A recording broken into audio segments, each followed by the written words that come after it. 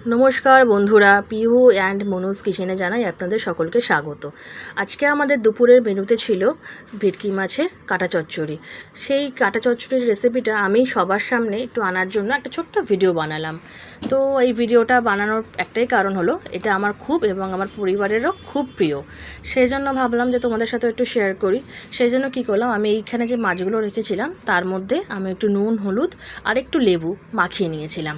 তারপরে কি করব, আমি কড়াইটা চাপিয়ে তার মধ্যে তেল গরম করতে দিলাম। তেল গরম করার পর তার মধ্যে একে একে সমস্ত যেই কাঁটাগুলো ছিল সেগুলো একে একে সব ভেজে নেব লাল লাল করে।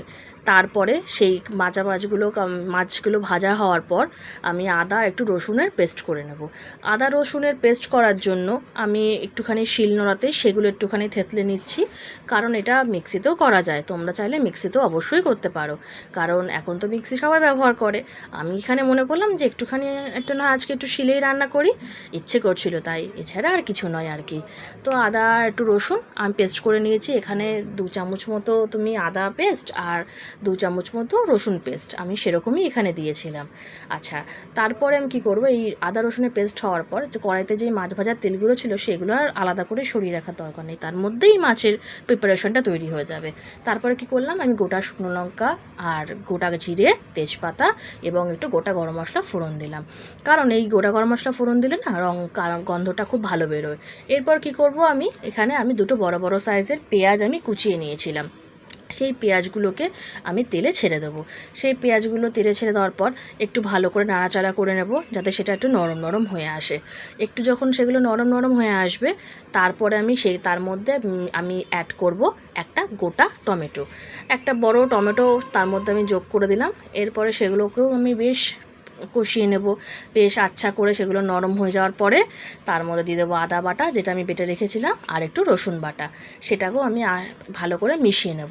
তারপরে আমি এক এক করে মশলা যেগুলো রেখেছিলাম, লঙ্কার গুঁড়ো, হলুদ গুঁড়ো, জিরের গুঁড়ো, ধনের গুঁড়ো এবং লবণ, এগুলো সব মিশিয়ে নেব।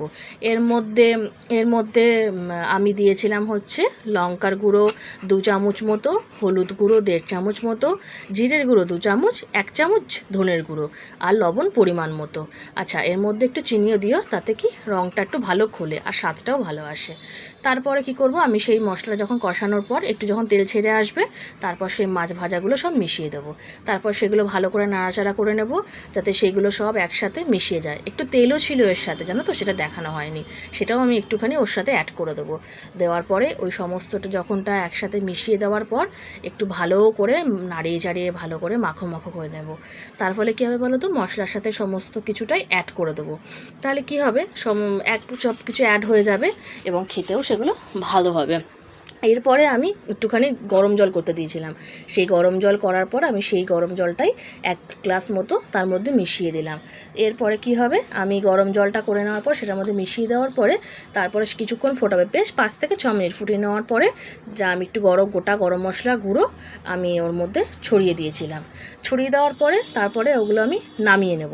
নামিয়ে নেওয়ার পরে বেশ আর কিচ্ছু করতে হবে না, ব্যাস স্ট্যান্ডিং টাইম দাও, তারপরে দুপুরবেলায় গরম গরম ভাতের সাথে পরিবেশন করো। আচ্ছা, থ্যাঙ্কস for watching video.